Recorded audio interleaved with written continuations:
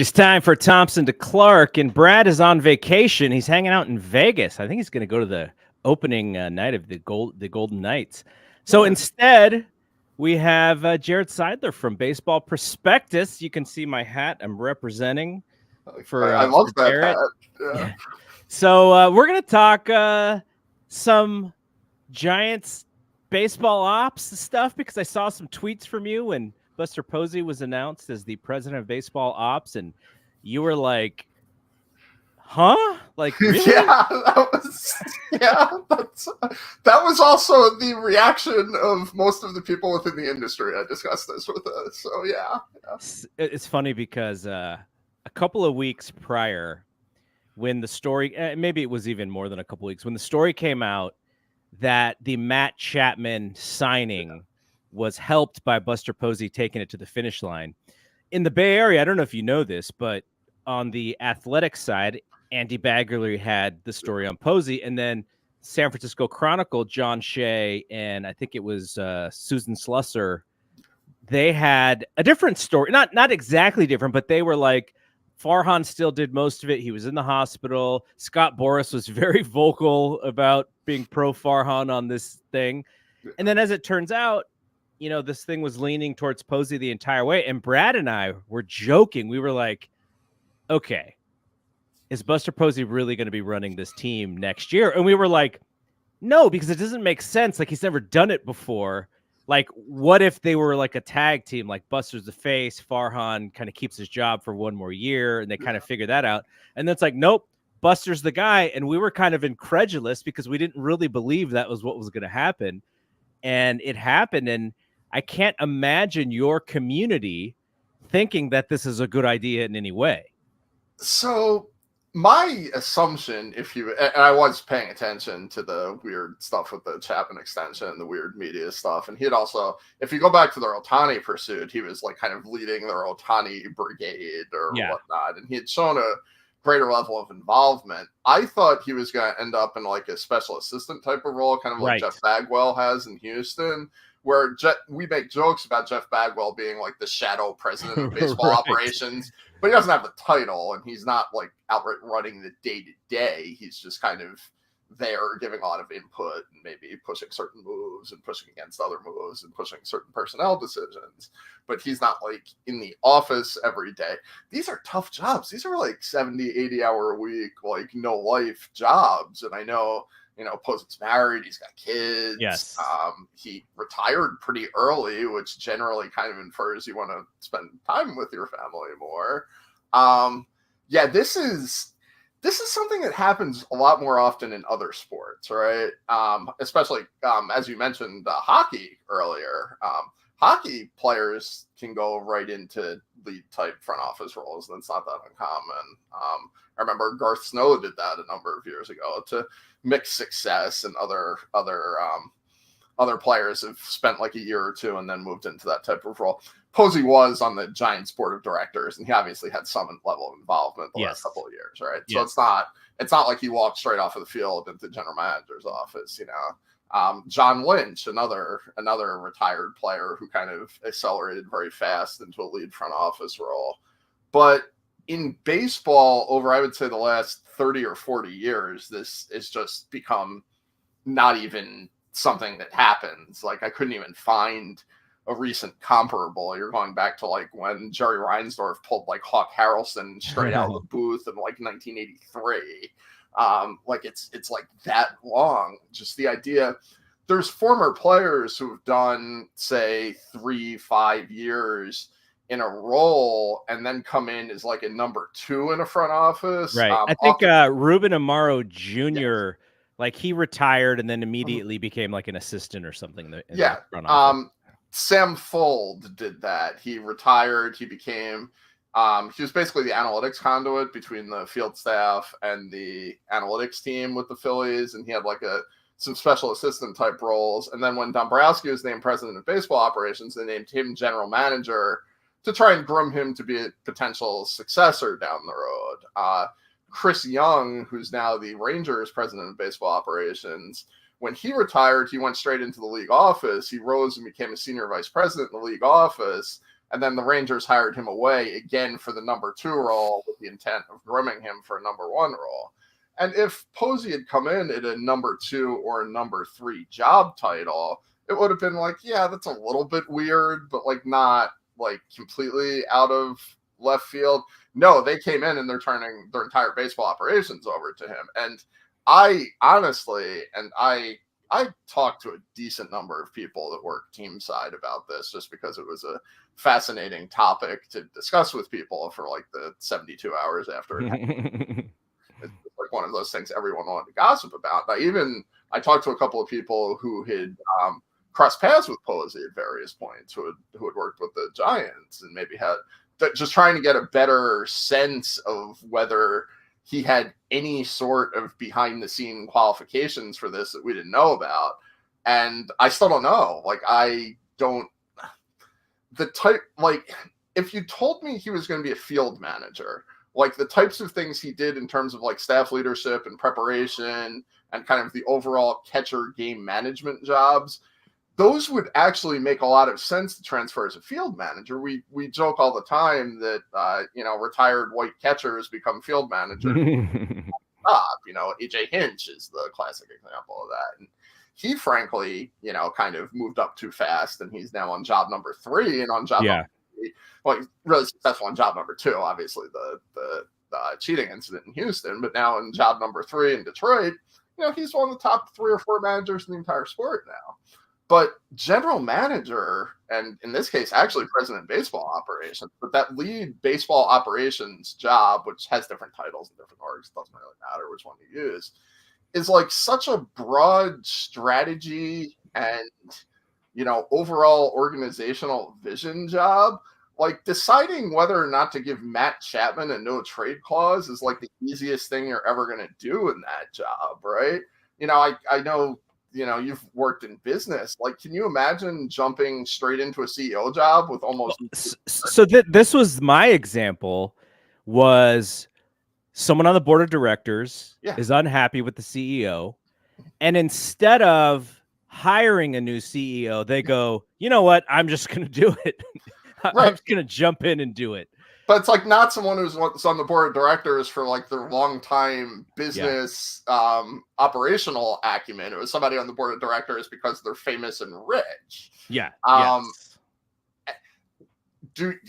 You're better positioned to answer. Do you have any idea what Buster Posey's philosophy on modern mid-2020s baseball actually is? Because I really don't. And I watched the press conference. It did not give me a particularly better idea one way or the other. Like he's not a quote. He doesn't give you anything because and that's how he's stayed drama-free essentially for his whole career. So I liked your John Lynch analogy earlier or comparison, because the reason why John Lynch, who came out of the television industry, right? It's not like he was doing this prior. The reason why Lynch works is because Kyle is the football guy. Kyle Shanahan is the X's and O's. They both kind of combined for the player personnel stuff. But I'm pretty sure that Kyle is like the last say. Like Kyle has final call or final say in if they disagree on something. Now then in football, they also have Parag Marathe, who does all of the financial stuff. So anytime you hear, 49ers are negotiating with a player and it's going bad, it always is Parag Marathe. It's not Lynch or Shanahan. So they have like a 3-headed monster that runs the 49ers. And here we are hearing that Buster's going to hire somebody who's very qualified as a general manager, which is necessary. And I imagine they're going to have a similar workload, except in this instance, it would be the John Lynch who would have the final say over the real X's and O's or analytically based baseball person. So that's where it seems to be a little bit different.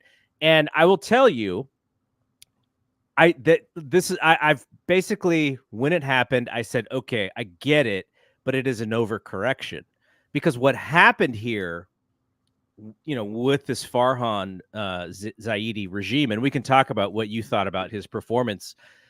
What happened is Farhan was so deep in the weeds that I'm almost sure that marketing had no idea what to do, because all of the players that he signed were to such short-term deals that you didn't know if this player was going to be here or not in the next year. Now, in that 2021 team, the reason why that was different is because you still had the remnants of Belt and you had the remnants of Crawford, and that was also Posey's last season. So from a Giants history perspective, you still had those guys who were tied to those great teams.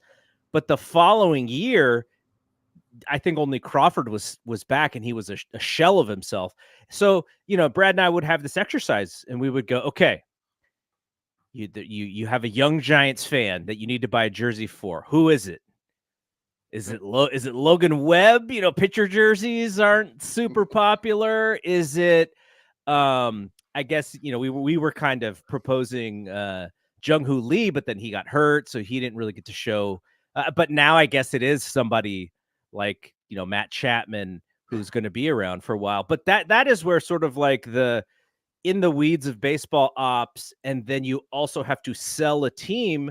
I don't think that they worked hand in hand necessarily. So I felt like this was an overcorrection, because when Giants fans hear Buster saying stuff like, we're not going to do as much of this fringe stuff that Farhan did, where he's constantly roaming the waiver wire to try and, eke out, a half a win here and there on stuff. And Buster's kind of saying like, we're going to not do as much of this kind of stuff. And you'll love this one, because, talk about anti-analytics in the Bay Area. Will Clark, of all people, he was talking about him and Eric Burns. They have a podcast. And Will was saying that, he doesn't have an issue. He's not going to bury Farhan or anything, but he was saying that Melvin would kind of roll out a lineup, and then Farhan would say, okay, we're going to switch this and this and this. And so Farhan would have like last say on the lineup piece, which is kind of interesting. I mean, I assumed that they all kind of worked hand in hand on that stuff, and you're kind of working with the data. And Melvin, what do you think about this guy? How's this guy feeling? Well, Lamont Wade, in the first 5 innings, hits great off of this guy who's probably only going to go twice through the lineup. So let's play Lamont Wade. So I just assumed that they kind of worked in tandem. But Will was saying that Farhan was overruling some of Melvin's instincts on that stuff, which I found pretty interesting. I don't know if that's true or not. I'm sure Will's clued into some of it. Yeah. But it just seems like this move was very much made in mind with, we have distanced ourselves from the relationship that this team has with the fan base. Now, how do we move that closer to the middle? There could have been like a happy medium that was there, and they decided to go all the way in on the other side.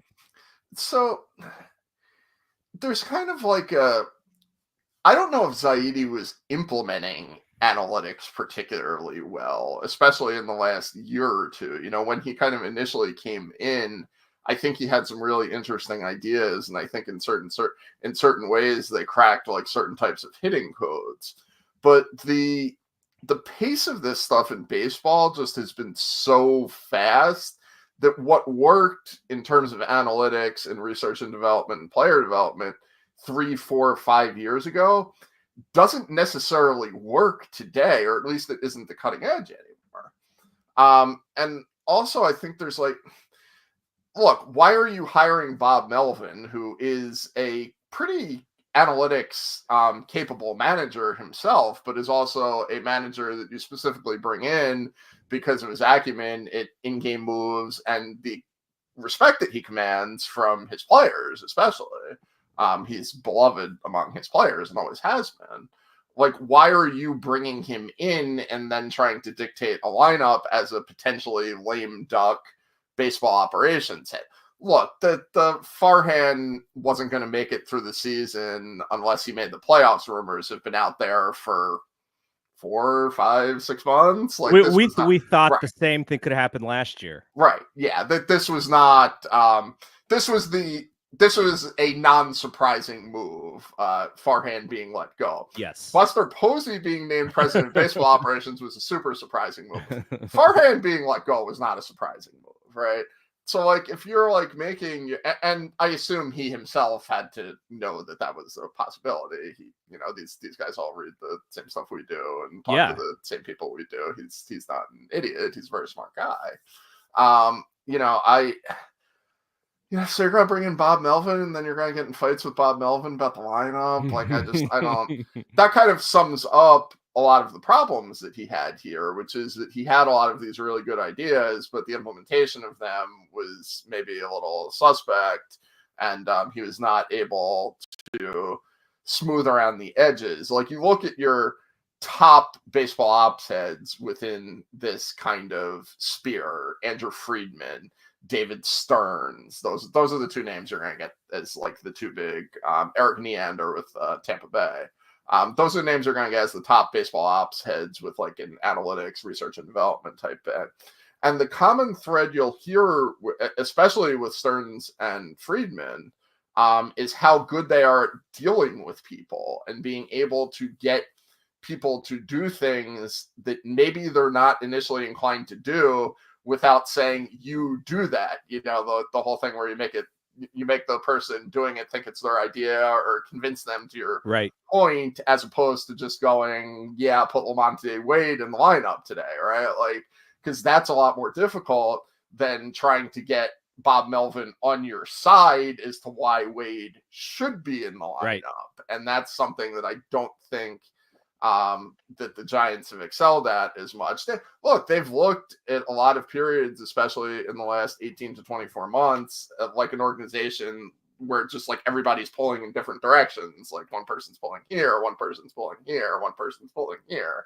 Like an organization that didn't have a coherent plan in a lot of ways. And that absolutely falls on the guy running baseball operations because that's his job. But again, what's Buster Posey's coherent plan? And my concern with bringing in a really good general manager under Buster Posey, if you're a candidate who is rising in the baseball field, you're a hot baseball executive name that's maybe a number 3 or a number 4 somewhere else, an assistant general manager, scouting director, vice president somewhere else. You're coming in and taking a job as a number 2 where you're going to have to do an unusually large amount of the work. You're going to be under the living franchise legend who owns a piece of the team and has no experience. You're basically being set up to fail, right? Like, you're definitely the fall guy. Exactly. Well, yeah. So are you going to be able to attract like a top? Is Kim Ng going to take this job? That's a name that people have been bantering around. Yeah, her name came up immediately. I have no inside information about that. But the entire reason she just left the Marlins 11 months ago was because they wanted to make her the number 2. And she thought and she rightly so thought based on her resume and the work she had done over the couple of years in Miami, that she shouldn't be demoted. So now you're putting her in a position where she's going to be taking a job as a number 2 under somebody that she is far more qualified to be the number 1. Right. So you start looking at maybe instead of somebody who's like really, really qualified, you're going to get maybe an older person who's willing to fill into an more advisory type role. I know Brian Sabian's name has been bandied about for that, which I mean, it's you bring up Sabian, which I was going to bring up too. It sounds like Posey is definitely using Sabian and guys like Dusty Baker as advisors into what he may want to do. And just those two names alone, you see where the lean is at, right? That is not an analytical lean. Now, the Giants do have people who've been in their front office for a long time. There's a guy, Jeremy Shelley. He's been with the team since like the early 90s from when he was like an intern. And so he's been in the organization, and he is not a sexy name. He may be willing to do the work that you just said because it is an opportunity, and he would be an easy fall guy for Buster in a sense. But at the same time, is that going to excite the fan base. Not really, but maybe they're just excited because Buster's back. It would be hilarious, by the way, if somehow Brian Sabian is back in the front office, and then we get Ned Colletti back. We get Bobby Evans back. I heard Bobby Evans was a name. I heard Bandita Pound too for this. We just get the band back together, man, just to prop up Buster here. So okay, so one thing before, and then I'll let you go, or I'll let you talk. But so this idea that you're bringing in a solid person behind him, I completely agree with you, by the way, on who's going to want to take that job.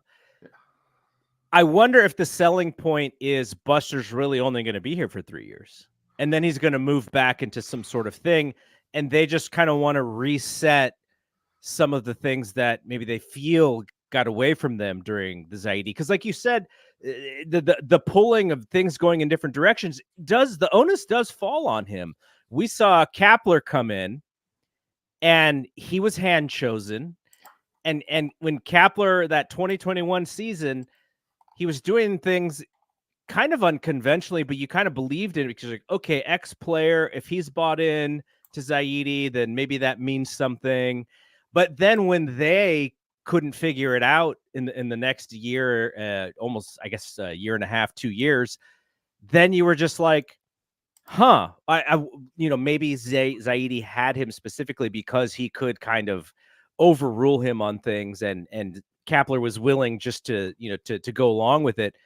But when you look at kind of the history of the Giants when they were winning, they were very kind of like, band of misfits. Like, you had Bumgarner blowing snot rockets and yelling at umpires, and like just very sort of machismo. And you had like these wacky guys like Wilson and Lincecum. And the 2021 team, and the way they won, was a 180 from before. And so Buster played on both, and you kind of wonder what, I imagine he probably enjoyed, the Bochy style more than the Kapler style. I would think so, but there are not a lot of teams who have, over the last, say, 10 to 12 years, actively turned away from a more analytic style bent. The Astros have done it over the last couple of years, and I don't know that it's really went that well for them. They're still kind of trading on the successes of when Lou Now and then James Click were running the show a little bit. And I just, like, you can do it. Like the Royals are playing right now. The Royals are a team that's very heavy on traditional scouting. They want eyes on the ground, a lot of gut feel process, non-process oriented type stuff. And they're in the playoffs, and they've built a nice major league team, and they've built a nice farm system. But even at that, their manager is Matt Quatrero, who they hired from the Rays. Like, it's not like they're completely averse to being it to, like, paying attention to like modern analytic trends either. And also, they drafted Bobby Witt Jr. number 2 overall, and Bobby Witt Jr. is one of the 5 best players in baseball now. Yeah. That was not a particularly hard draft and player development situation there. That guy's one of the better prep hitting prospects of recent memory, and he turned into, we ranked him as the top. We ranked him over Adley Rutschman and Julio Rodriguez as the top prospect in baseball that year when the 3 of them were real close. Like, he's an incredible player, and the Giants have never been bad enough or won the lottery enough to get one of those types of players. And I also, I have no idea at this point what the Giants player development philosophy has been for the last couple of years. This is going to be my next question for you. Yeah, it's just like it's all over the place. Like they don't particularly excel at developing anything. Their acquisition tendencies are just like, they take a lot of like big guys who hit the baseball hard, which I'm all for, but if you're going to do that, you have to have really good hit tool and pitch recognition type development. And they really haven't had that. And like on the pitching side, they tend to be really amenable to like injury risk and, missed time and stuff like that doesn't seem to bother them, but they haven't particularly excelled at keeping those guys healthy or getting them the type of pitches that they need to do. Yeah, so, all of a sudden Reggie Crawford's like out again, like it's a major surgery. He just had a labrum surgery, I think, right? Yeah. So yeah, and Kyle Harrison's cool, but Kyle Harrison's kind of like stagnated and looks like he's going to be like a mid-rotation starter, which is nice. Like if you go back to where he was drafted, that's a nice development story. But if you also go back 2 years ago, the guy was one of the top pitching prospects in baseball, and now he just looks like he's going to be decent. And maybe he'll take another step. It's not. But over the last 2 years, he really hasn't taken much of a step forward. You look at just Marco Luciano is a guy who, a guy that I've really liked in the past at certain points, but like he's been up and down in the majors the last couple of years, and he's been at AAA the last couple.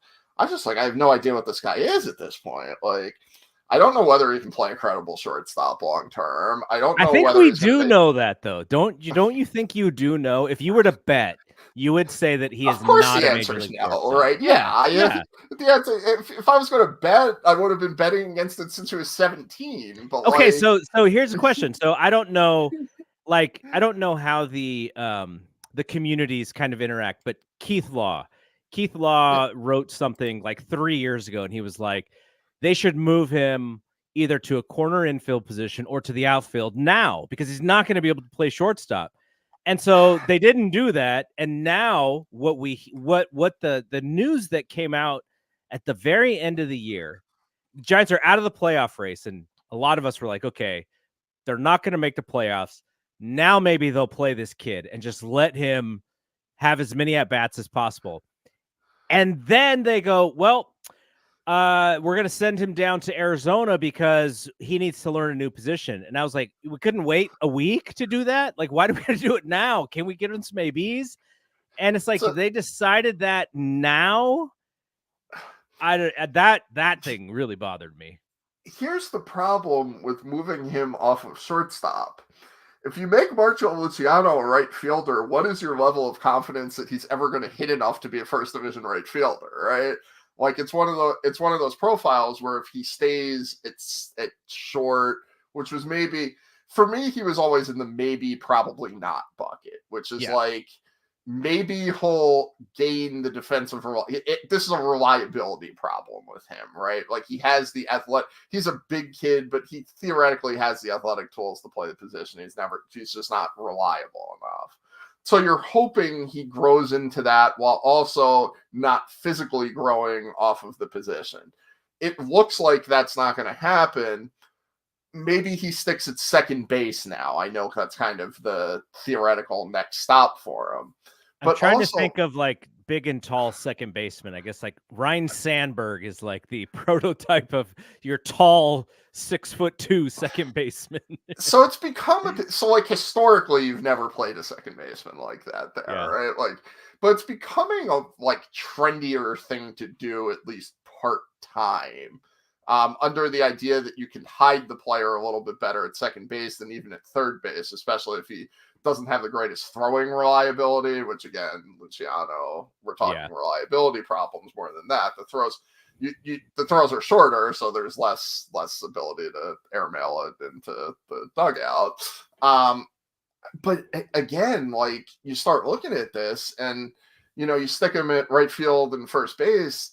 Is he really going to be an impactful offensive player there? Now, 2 or 3 years ago, when that suggestion, it sounds like, was made, the answer was a little more positive in that direction.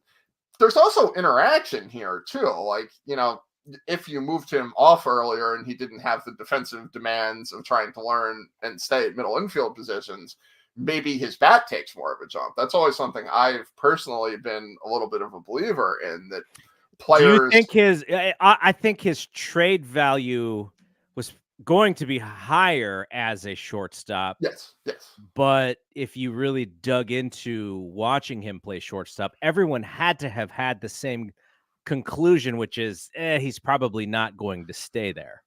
But there are guys where they're, Ellie De La Cruz at a similar point in his development, who is a player who's obviously turned out massively differently and at one point was a fairly similarly rated prospect. And kind of broadly the same skill set too, like very broadly. He was a guy that pretty much everybody thought wasn't going to stick in shortstop, and now he's a really good shortstop. You're trying to project, 19, 20, 21-year-olds in a way where you have to project the physical development, but you also have to project just like the skill development. Yeah. I mentioned J-Rod earlier. Julio Rodriguez, when he was in the lower minors, when he was 18, 19 years old, was a fringe average, slightly below average runner who was mostly playing corner outfield spots. He's now one of the fastest players in the league and an excellent defensive center fielder. Sometimes these guys just develop in ways that you're not totally expecting. So when you see a guy who has some shortstop or middle infield traits, you're going to want to give it as long as a chance as possible, both because if he becomes a high-end offensive performer, which at the time you were hoping Luciano would be, that hope's kind of faded a little bit. It's still latently there. He does hit the ball really hard sometimes. So that core ability that he's always had does still exist. One, you've got a chance for a real superstar if everything turns out. But two, if his offense did stagnate to this level while he was still able to play shortstop, you'd still have a viable starting shortstop. Whereas if he's a right fielder, he's not a major leaguer at the level of offensive performance he's currently projecting at. So he's kind of got caught in the middle where he's not really good enough at anything quite yet. And to go back to Farhan for a second, the thing that I think, the fan base lost faith in him over the last couple of years. It wasn't all of a sudden. They were starting to lose faith because he would say certain things. And, I always used to say this to young parents when I was a younger parent. I would say, anything you say out of your mouth, a kid is going to think is a promise, even if you don't use the word "I promise," right? So Farhan would say things like, well, we're going to trade Soler because we really want to open up the opportunity for Luciano to just hit every day. He's going to DH and this and that. And then he wouldn't play at all. And you're like, so did you lie? Did the plan change? It just didn't seem like he had that control. And so he lost faith for not really having a plan or control or by living up to his word or whatever it was. And it felt like they were kind of playing with this kid who was their top prospect not that long ago. And you're just watching the value of Luciano just drop daily. And it was almost like not even really his fault because he couldn't even get on the field. Yeah. I mean, so I think to kind of, sum up the Zaidi experience here from at least my kind of broader view, outside perspective, to me, this looks like a guy who basically got Peter principled, right? Like he's a really great number two in a front office because he has certain great ideas. But as watch him go back to the Dodgers, and Giants fans will be really happy about that one. Right. He could end up, the Mets are probably going to hire a GM, and it wouldn't shock me if either Zaidi or Pete Patila came up for that position. Patila, I think, would actually be more likely than Zaidi because he has connections to David Stearns. But yeah, like he had done some really good things with the Athletics and with the Dodgers in a number two capacity. But when you put him up top, I'm going to use a wrestling analogy here. Like this is the Vince Russo thing, right? When he's the number two and he has a filter above him where all of his bad ideas don't get to the top, it can be really effective. Right. Then you have WCW in 1999, right? Yeah. So like it's that happens pretty much everywhere in every business. And totally. People get promoted one level past their level of competency because they're really competent at a certain job, and then they take the next step up and they don't have the skills for that. It's really hard. That makes a lot of sense. Yeah. That does make a lot of sense. And here, Davis, who's checking in with us, this is something that it's just not going to happen here. because they can't afford to have less attendance than they do. The idea of tanking, San Francisco as a city is just not going to support a team that is actively tanking. They just won't show up. Also, you can't do it anymore because, one, there's a draft lottery, and two, if you are, depending on whether you're a revenue sharing payer or not, you cannot get a top draft pick in either consecutive years or 2 years out of 3 years anymore. Once you get those top picks, you're barred from getting them again immediately. The White Sox cannot get a lottery pick this year after the worst season in MLB history. Like that, so the ability to just say we're going to, like what the Orioles did, we're going to be really bad for a while and we're going to rack top draft picks and we're going to get Adley Rutschman and Jackson Holiday out of it. Plus all the guys that they got with the extra bonus pool money, like Gunnar Henderson and Kobe Mayo, were guys that they got with those bonus savings that they got from tanking out. You can't do it anymore. It's just not as effective. Because as an aesthetic thing and as a quality of competition thing, Major League Baseball and the Players Association both didn't want teams doing that anymore. So that's not, and yeah, I mean, maybe they should have, but this is a team that won a lot of games a couple of years ago. Like this is not a moribund, unable to compete organization. They just, they peaked very quickly and didn't do the things they needed to do to sustain it. Coming into this season, I believe we even talked about it. I thought they had a chance to contend this season, especially after they signed Snell and Chapman late, which I thought were very shrewd signings in the sense that they signed them, and it just didn't work out. Brad and I are generally optimistic about the team. Yeah. And whenever you're optimistic about the team, you're sort of looking at it from the perspective of if things align the way that they think it's going to align. And the thing that we kind of did it with a little bit of a safety net in that they bet so much on the second half this year with the Robbie Ray trade and Alex Cobb being on the DL. And then Alex Cobb doesn't even pitch for them at all because he gets traded before he's ready to come back. But they sunk like this idea that, hey, we just need to stay competitive in this first half. And then the second half, we'll have all the pieces together and we'll go on a run. I think they were 3 games out of the third wild card at the break.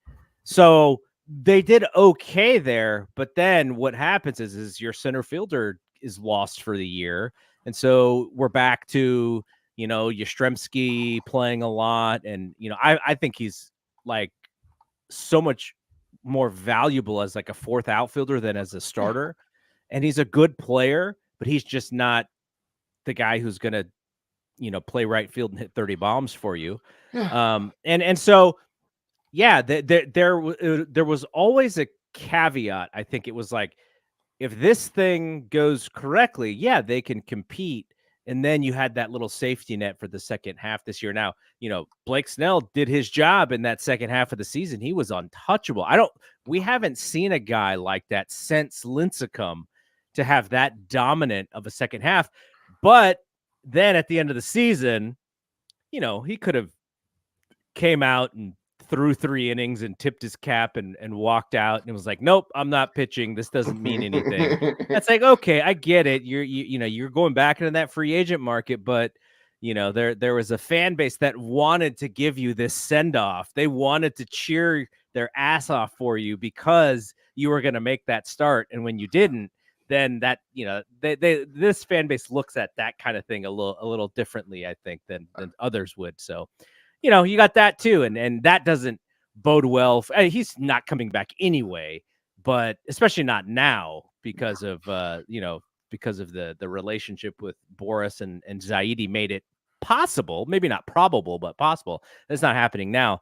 But at the same time, we're optimistic, but you could sort of see as the season goes on, like, okay, everything is not falling into place. And thus, we're probably closer to 500 than anything. I said all year long, I was like, until they are over 500, they are an average team. and they just never got above. Like they maybe spent a handful of days above 500 all season long. Yeah, I mean, Snell in particular, I think, has just been so jaded by the business aspects of baseball that he just kind of, that doesn't mean anything to him anymore, is my guess. And look, I understand, you go back to the 2020 World Series when he got yanked in that spot, and then, he got moved around and they didn't get a contract this offseason. I think he's just kind of, frankly, understandably so, after the last 4 years of his career. But it does suck for the fans in that circumstance. I would say that, I do think, look, the Giants have been trying to give top players a lot of money for a long time and not been as successful at it as they would have hoped. But, a team that has a really active, high-spending ownership group and is less heavily involved in the analytics side is the exact type of team Boris tries to target to place his free agents with. So I wouldn't be shocked if they stole or one of the top Boris target teams. Does that mean they're getting Juan Soto? Look, I mean, I think Juan Soto is staying in New York. Now, I'm saying I would be shocked if he leaves that market. I don't know which team in New York he's staying with, but I'm pretty sure he's staying in New York. Yeah, I think, look, the Yankees and the Mets are both going to offer him exceedingly huge amounts of money and probably considerably more than anybody else is going to, if you hear the rumblings out. But, could the Giants get involved in that? Yeah, they could. I mean, they did offer Ohtani $700 million, so there's no reason they can't offer Soto $700 million if they want to. Could they re-sign Snell? Yeah, they could. Based on where they are in their contention cycle, I'm not sure signing a Blake Snell entering his 30s, where maybe he's going to start being a little more of the first half of this year, Blake Snell, and a little less of the second half, is particularly wise. Kind of the same thing with Corbin Burns. Like, those would be statement signings, but I'm not sure.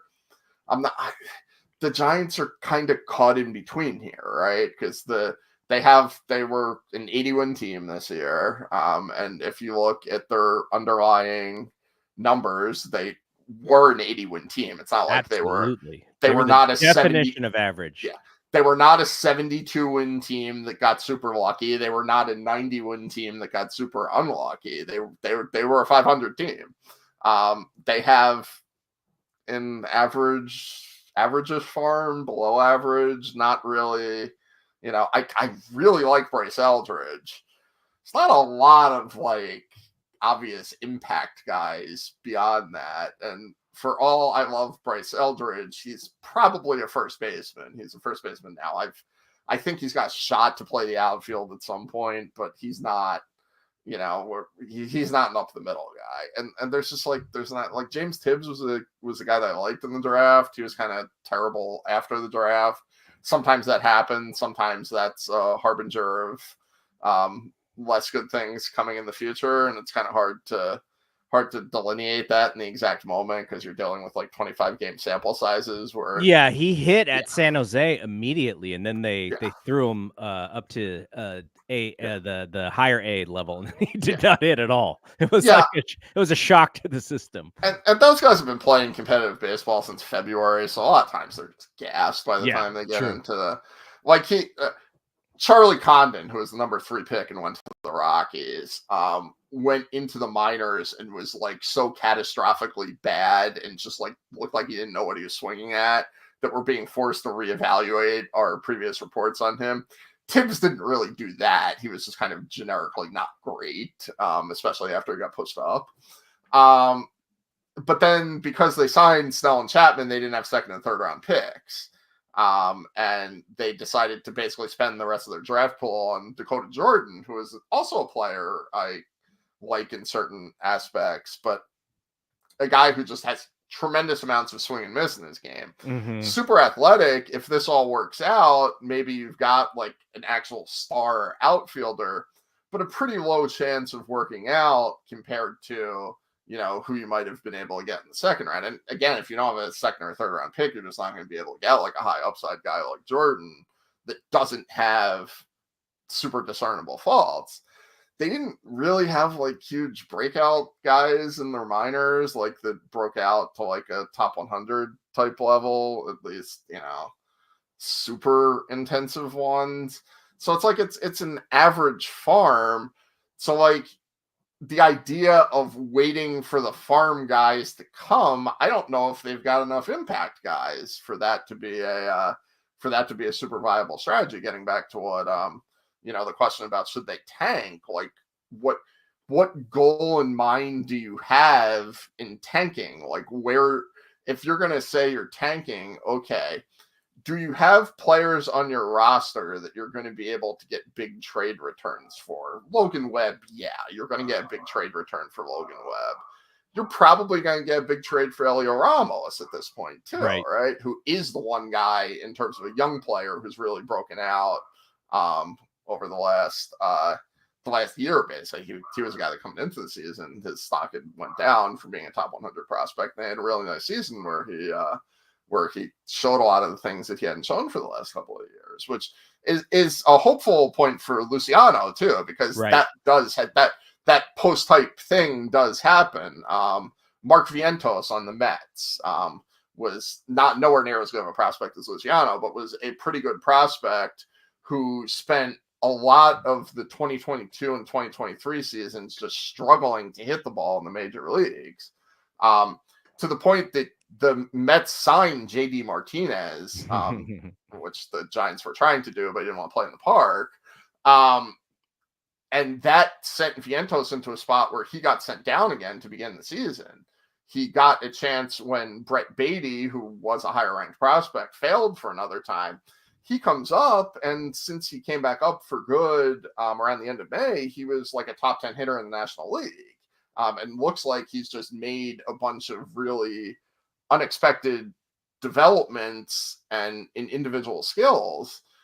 We're trying to predict non-linear development paths for kids in their late teens, early to mid 20s. You're going to get some variance there, but a lot of the positive variance is based on having really good player development processes in place. And the Giants don't seem to have that right now. Can they get there?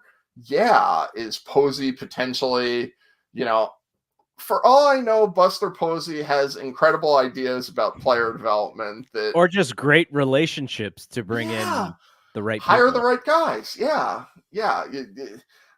Buster Posey in the president of baseball operations role should not be the one out there in spring training working with your young catchers to develop better defensively.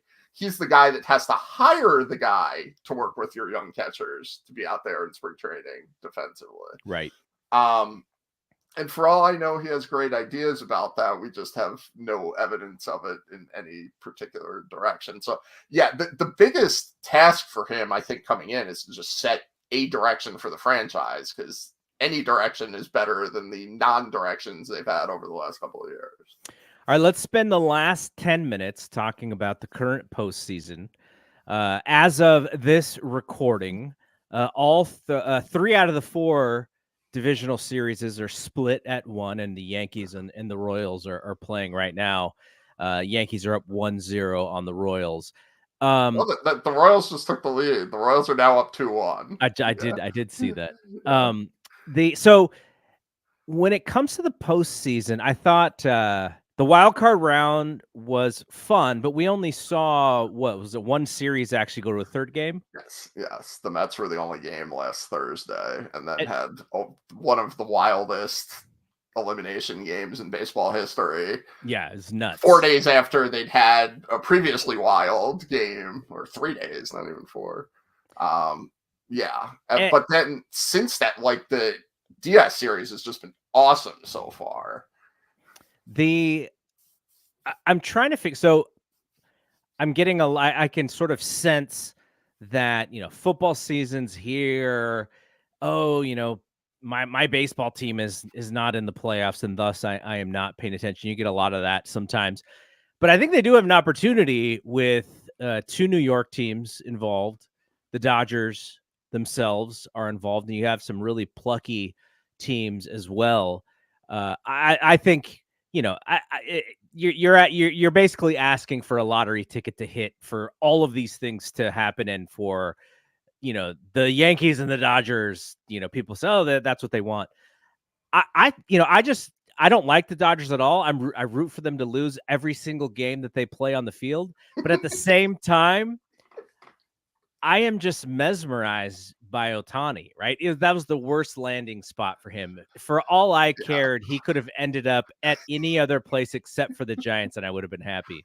But because he ended up in the Dodgers, I kind of have to root for him to lose. But I'm just so mesmerized by watching him hit a baseball. The Padres, they were, I think they were the best second half team in the league themselves, and they play the Dodgers really well. They're having a very competitive series. Yesterday's game was marred by unruly fans and Profar kind of getting into it. What do you like? You are a baseball fan first and foremost. You are also in the community of writing for Baseball Prospectus. At the same time, your heart bleeds, blue and orange with the Mets. Like, how do you see this playoffs so far? And do you like where we're going with kind of I'm trying to figure out what whenever you have short series is, there's going to be more variance, and the underdogs can definitely win. You see the Orioles, at their house, they got swept. The Tigers made it, and they lost 100 games last year. So it's just that I like those stories. Those stories are cool. But at the same time, you go out there and you win 95 games or 100 games, and you're like, oh, 2 games and I'm done. I'm sitting at home with everyone else. So they've created a system where there still is the incentive to win 95 or 100 games, because you don't have to play in that 3-game Thunderdome style wild card round, unless you're the 2022 Mets, who won 101 games, went to that round and lost, which, Giants won 107 games and lost to the Dodgers. That's another one. Yeah, that was insane. But I would like to see them make the division series 7 games to give even more of an incentive. If you win your division and you are one of the top 2 teams in your league, the worst you're going to get is a 7-game series. You're going to have an opportunity to play it out. But in general, I think this double-tiered system, where you have the big advantage to the top 2 teams in the league, incentivizes teams to be truly great. And then the next level down, you have, and you've seen this play out at the last couple trade deadlines, pretty much everybody is going for it. You've only seen 6, 8, 9 teams hard selling at the deadline, because even if you're in a situation where you're 500, you're probably only 3 or 4 games out of a playoff spot, and you have hope. Coming into the season, there were 24, 25 teams that were like actively giving themselves a chance to advance this season. And you could argue the Tigers weren't even one of them, and they actually made it. And they were trading people at the deadline. Yeah, they sold at the deadline and still made it. Now, they soft sold. They sold Jack Flaherty, and they sold, which was a guy that they probably signed specifically to flip at the deadline for prospects. Yeah. They sold Cannon, Andrew Chafin, who are just kind of filler guys. They didn't sell Tariq Skubal, and they certainly talked about it. And in the Flaherty trade, they got back Trey Sweeney, who's been their starting shortstop during this playoff run. So it's not like they didn't get guys back. Yeah, in that worked deals. Out. Yeah. So like not that Trey Sweeney is particularly good, but they just needed somebody to stand there, catch balls, and not strike out 41% of the time like Javi Baez was doing. Yeah, exactly. So that may not be the exact number. Please don't yell at me. It's probably it was a lot. Yeah, it was bad. But I really like this, and it creates this incredible excitement in these kind of short series where anything can happen.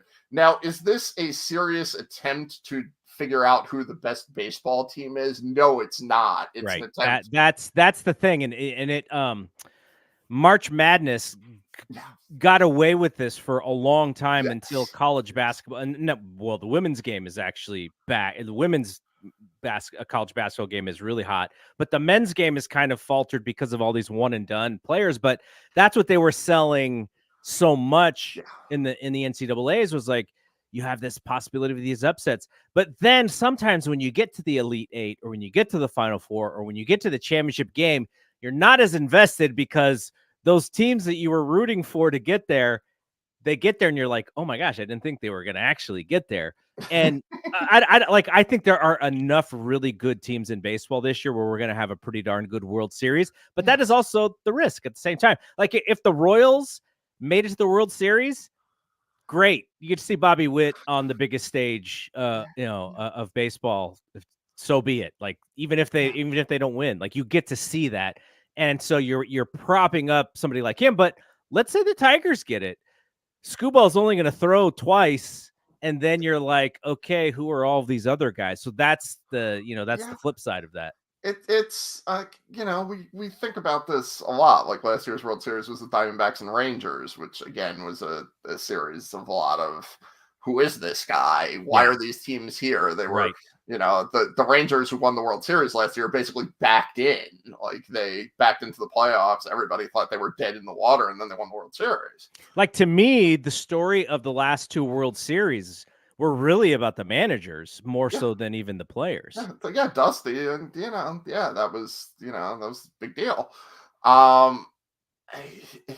That's not going to happen this year just because we know the four teams that are left in the National League, that's not going to happen with the teams that are left in the National League. You've got the Dodgers who have Ohtani. You've got the Padres who have Tatis and Luis Arias and, all those guys. You've got the Mets who are this great story, big market New York team that's got Francisco Lindor and Pete Alonso. And you've got the Phillies, who have been kind of the big postseason team of the last several years, but still haven't won the World Series yet. Like Bryce Harper, Nick Castellanos, Trey Turner. So you've got big market star team coming out of the NL. It's guaranteed. There's no team that doesn't fit into that.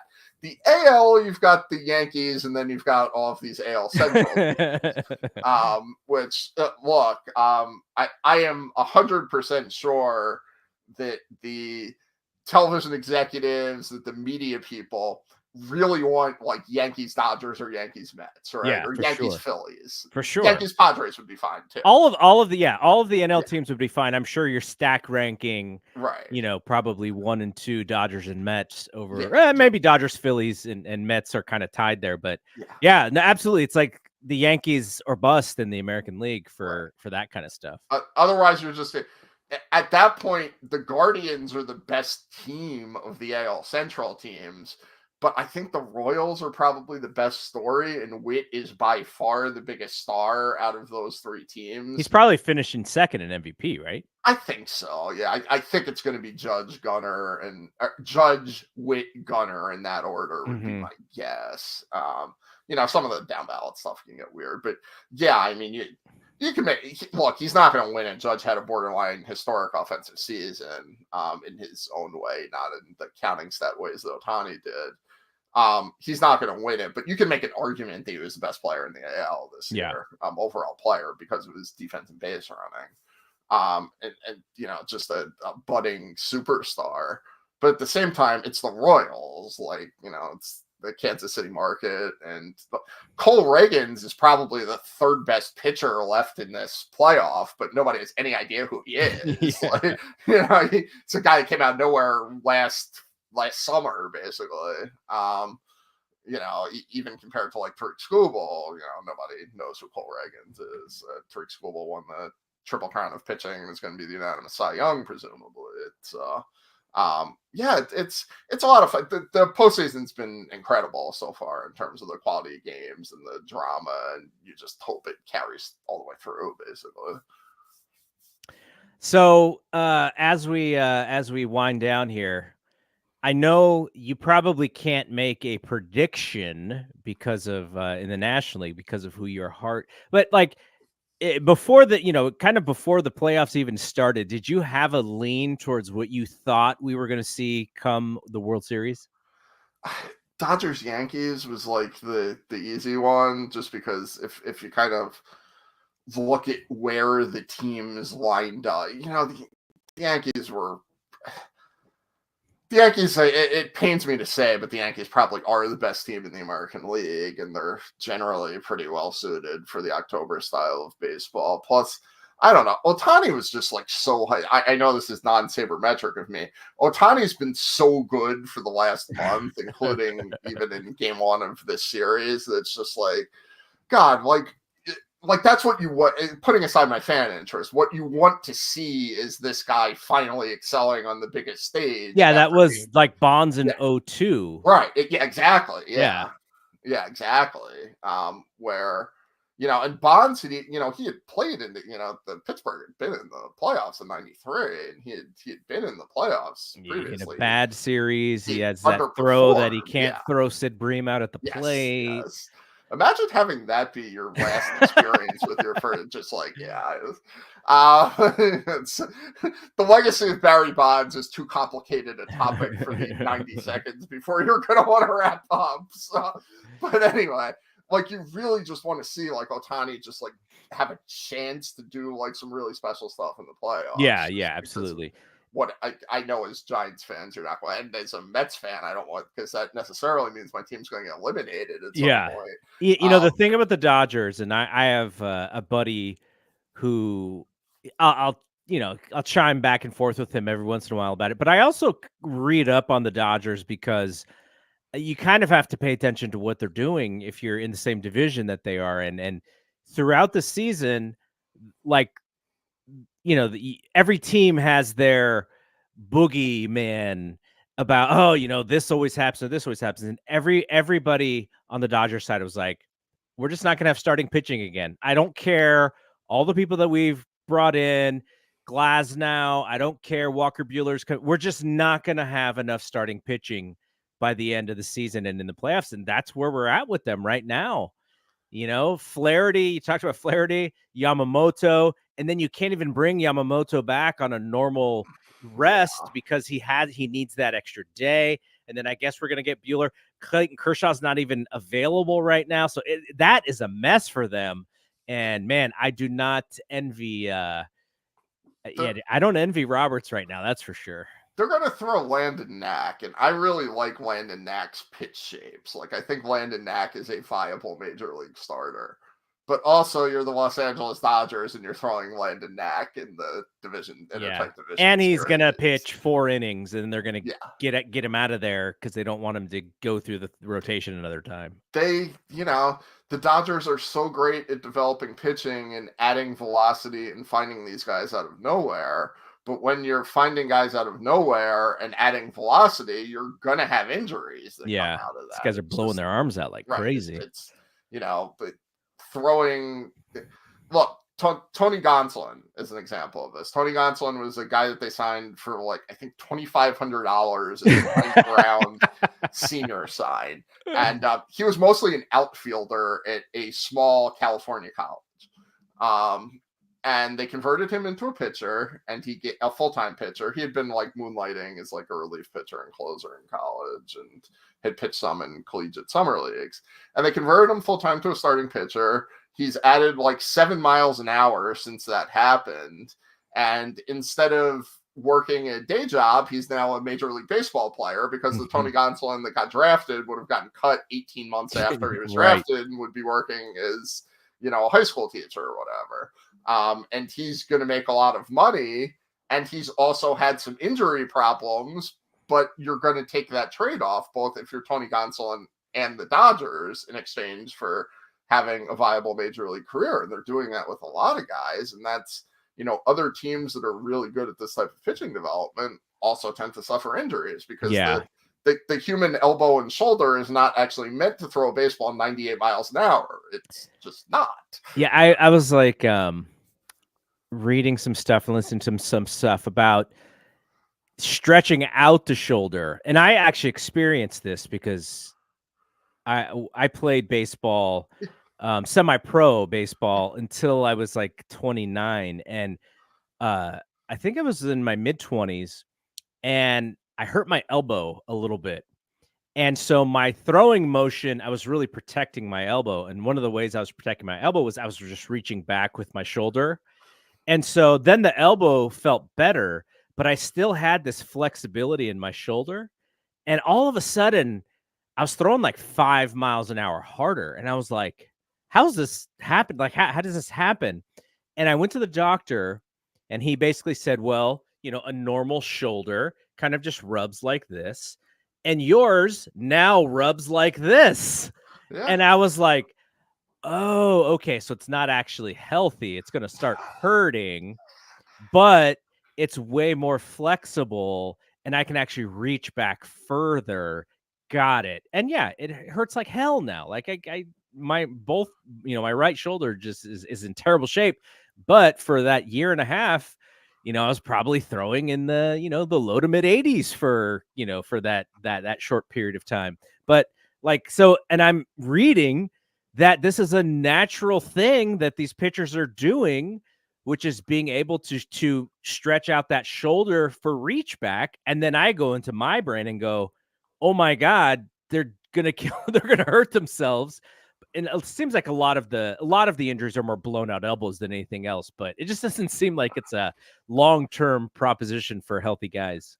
It's so the pitchers talk about this, especially some of the guys that have Robert Stock, who was a major leaguer, bounced around for a few years. I think he pitched in the KBO this year.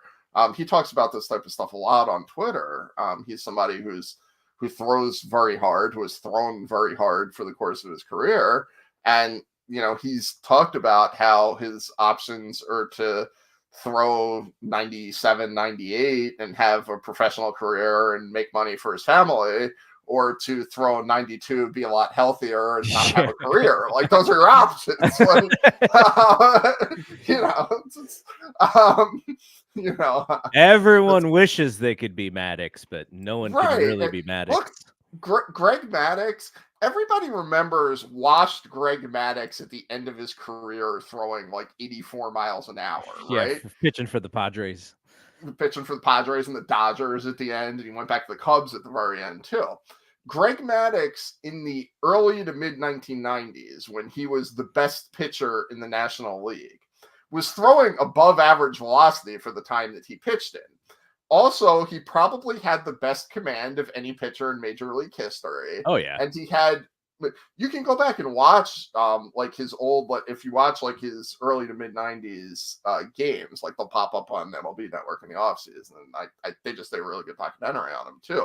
The movement that he was getting, which you weren't recognizing at the time, is the exact type of like carry run movement that we're trying to get out of all of these pitchers now. He was like he's actually the poster child for having this incredible stuff, but everybody remembers him at the end just kind of lobbing the ball up there and trying to pinpoint it. And like he was Jamie Moyer for his entire career, which Jamie Moyer is actually, to me, the example of this guy that could kind of get. And look, if you have Jamie Moyer's control and Jamie Moyer's changeup and Jamie Moyer's ability to mix his pitches in, you can still do that. Rich Hill's still out there throwing. Yeah. I know it didn't go as well for him this year. Slop. They used to call it slop. Right. You can Phil Maton, who's the Mets 8th inning guy, rarely breaks 90 miles an hour, but like he's throwing like this like crazy like demon cutter that's got like crazy amounts of cut and carry, and it's just like this weird fastball, so he can get away with throwing that pitch at 89 miles an hour. And he also has a really great curveball, and he's just like he's just kind of slopping it up there. Or like Taylor Rogers, if you can scrape your knuckles on the ground before you throw a pitch, then a friend of mine, Tom Hackemer, pitched in the Mexican League this year and is gone off to pitch in the Dominican Winter League. Also throws like that. He throws from a low sidearm underhand type style, and he's had he's been able to make a career out of that. But Hack even throws like 93, 94. Like it's not like he's not like throwing like 86. Like he's throwing, he's throwing low to mid 90s. Matt Waldron, the major's current only knuckleballer, like still throws his fastball like 93. Like he can, so like the Dodgers are really good at this, but their guys get hurt, and I think they're also willing to accept a certain level of risk. And you saw that with the Tyler Glasnow trade and extension. Like you cannot be shocked trading for Tyler Glasnow Absolutely that he was not able to pitch for you in October. That's I think if you wanted to make a bold prediction saying that Glasnow would not finish the season, it's probably not even that bold of a prediction. Like that's what we kind of expected, and it happened. Unfortunate for him, because it's, I'm sure he was heartbroken, but that was kind of the deal. I would say though that the Giants themselves would go, hey, if we had half of a season of this guy, we'd probably be really happy. But going back to that though, I guess the one thing that you could say about the way that they handled their young players this season was they came out of it with a couple of guys who were able to pitch some decent innings in their rookie seasons. And if you add Harrison in there, there's a third guy. You had Birdsong, you had Roop coming in at the end, and then you had Harrison, and they all got a good amount of innings. So if you're looking at it from like an experience standpoint, that was a positive that came out of the end of this season, and we'll see how they can go into next year. Yeah, Birdsong's. I think Birdsong's gonna be another guy that's like in like a mid rotation type mix. Like I think that's he's gotta walk less guys, and if he can get the walks down far enough, maybe he's even a little more than that. I think mostly the Jordan Hicks experiment worked out. I know it went less well as the season went along, but talk about another bold prediction you could have made. Yeah. Look, they got over 100 innings out of him, and they were mostly good. He was fun to watch, but there were moments where I was like, okay, it's the fifth inning. You're probably not coming out for the sixth. Can you dial it back? Can you just go, just gas it up to strike this guy out instead of throwing the 91 mile per hour sinker? Look, when they signed him to a 4-year contract to start, I was like, what on earth are you doing? But it wasn't, it kind of worked for the first season. It wasn't a disaster. They still got Carson Wisenhunt coming, who I think. Yeah, that's the one everyone's got their eye on, but he did not. But he did not throw well this season in the minors.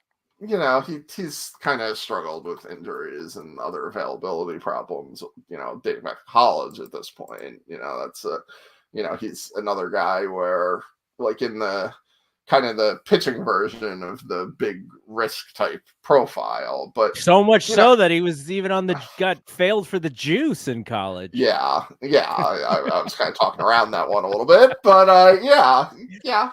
Hey, I'm always going to talk about the guys that fail for taking steroids.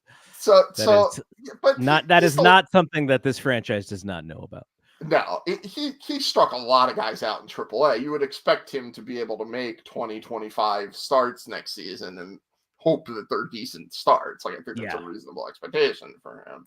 Yeah, my worry for going into next season, if the Giants did have Farhan coming back for the last year, or how many ever years he had on his contract left, the idea of, we have this experience in these young pitchers, and thus, maybe we don't have to go get another arm, or maybe if Robbie Ray doesn't come back and he does opt out, then maybe we just ride these young guys. And I'm just like, I think, again, one of those things where you're like, optimistically, that's kind of a fun idea, but the reality is probably not as good. I still think I would love to see them have a solid number 2 behind Logan, and then you can kind of mix in a Harrison and maybe some of these young guys. But I would be so much more confident if you have two veteran guys leading the rotation and figure out the back end, the back three.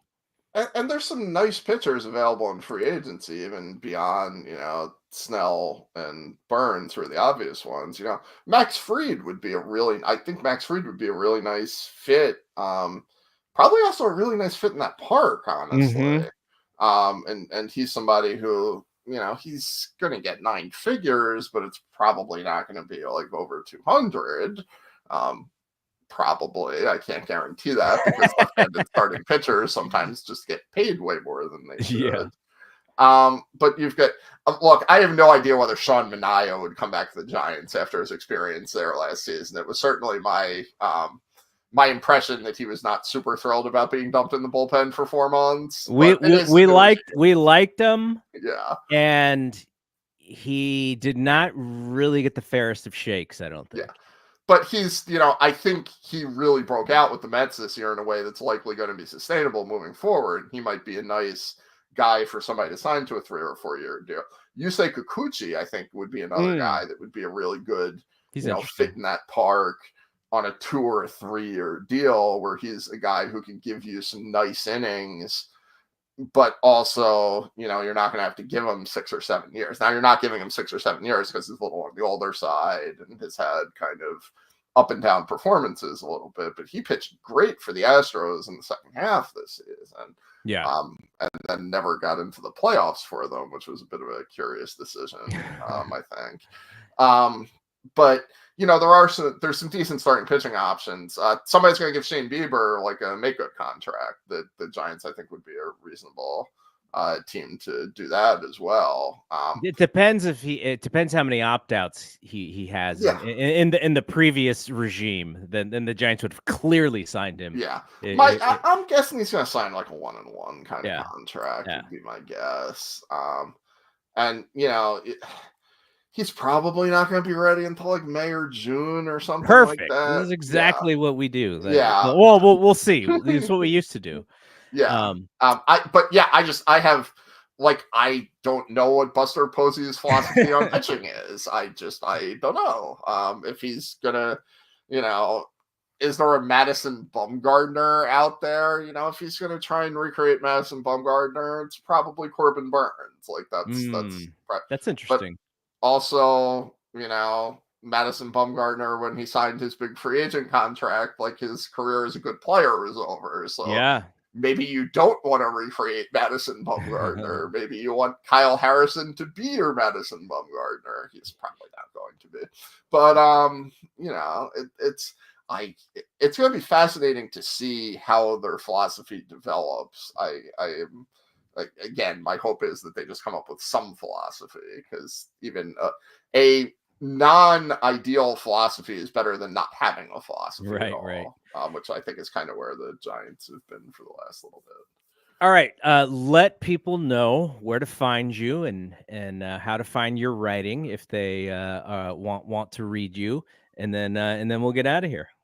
So I write for Baseball Prospectus. We're at baseballprospectus.com. We've been around for like 30 years. I've only been there for like the last 8.5. So that's still a long time. You've been there for a while. Very long time. I am like now one of the longest tenured writers in like the history of the site, which is absolutely wild to me because I used to read this site when I was in like high school. And I'm not that young either. To where that was recently. Yeah, so we've got our book coming out in January, February-ish. It usually comes out right before spring training. I'll be doing a bunch of writing in there. I think I'm going to have an essay or two and work on the top 101 prospects. We're starting up our prospect lists after the World Series. We're going in reverse alphabetical order this year, so the Giants will be pretty quickly up. So those should be popping up in November. I'm not writing the Giants list. I believe Eli Walsh is writing the Giants list. He's one of our more Giants focused writers. I'm pretty sure it's either Eli or Mark, but I think it's Eli. And that'll be it. Bryce Eldridge will, I presume, be the number 1 prospect on the Giants list by a pretty wide margin, and also definitely on the 101 and probably pretty high up the 101. And I do a podcast about the Mets and other stuff with Jeffrey Paranastro called For All You Kids Out There. I cannot imagine the crossover listenership between this podcast and that Hey, one would be the New York Mets come out of the Giants leaving, so there's still a little bit of synergy there. We're coming up on our 500th episode, and we tend to do like episode lengths that are like your episodes with Dave, like an hour 45, 2 hours. So there's like 1,000 hours of me talking about baseball on a podcast on the internet if you're really that interested. There you go. Well, good luck to the Mets. Hopefully that they give you some happy smiles over these next few days. I guess game three is actually early tomorrow. It's 5 p.m. Eastern, so 2 p.m. for you guys. I am trying to figure out how I'm going to actually watch that. I may just kind of duck out of work a little bit. I may just like go in early and duck out early. There you go. All right. Check out Jarrett on Baseball Prospectus. So thanks again for coming on, and I love it whenever we get a chance to do this. So appreciate you. So for Jarrett, I am Double G. We will see you when we see you. Peace out.